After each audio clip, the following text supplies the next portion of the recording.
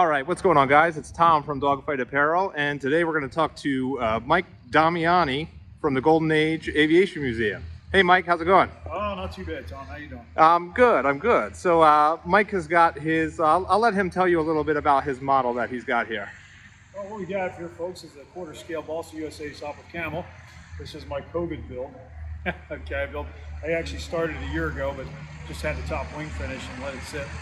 So when COVID hit, I decided it was time to finish it. So I finished it up. It's done in the colors of Jimmy Glenn, James Southeast Glenn, to match our Sopwith pup. It's Mildred H. is flown by that guy, so this is the airplane he flew later on in the war. He did 10 victories in this airplane. Sanoa G26 for power plant. I've got high-tech servos throughout. Standard 425 BBs, nothing great because they said 57 inch-ounces of torque, and that's what these are. The prop is a Zor Scimitar, works great.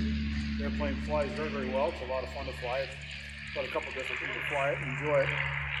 It's covered in Ortex, and the cockpit area is done into plywood from the kit and then just stained. And it came out really nicely. The wheels are Williams Brothers, and everything else is from the kit. This is my first big actual Balsa USA complete build from scratch from the kit, so it was very enjoyable.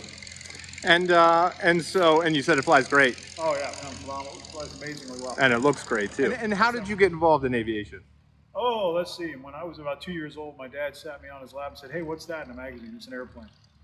Okay, and he said, "What kind of airplane?" Because my dad was an absolute airplane nut.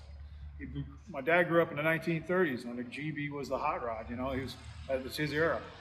So he got into all those vintage airplanes. His favorite was a Howard DGA-15, and he loved those big old gull-wing Stinsons, and the Corsair was his absolute all-time favorite airplane. So growing up in a household like that, you're kind of, you know how it works. Yep. So I got into aviation. My dad never learned how to fly. Started working on his license, never finished. Built model airplanes from when he was 10 years old until the day he died. So that's where I got my start in aviation. And I started, went to school to be an A&P mechanic. Got my A&P license in 88. Worked in the industry for a few years, left with a degree, came back in the industry, and worked as an A&P from 2001 to present. I worked for Lycoming Engines. I did work for Lycoming Engines as a tech rep, did that for about 7 years, and now I'm at Pennsylvania College of Technology teaching young A&Ps, filling skulls full of mush with A&P information. So that's what I do. That's where I got into aviation. And then you're a pilot here at the Golden Age Museum. As well. I just got done flying to Waco, doing some biplane rides. Right. Yeah, we can take a quick look at this hangar. And Mike, you fly the pup here too, right? Yes, I do fly the pup. Fly that in our shows, and we're on C3, so you get to fly some interesting birds around here. So I know it's probably going to be hard to do, but if you had to pick one, what would your favorite be? Oh, jeez. Everyone. Because they all have their different idiosyncrasies. Right. My least favorite is the Waco.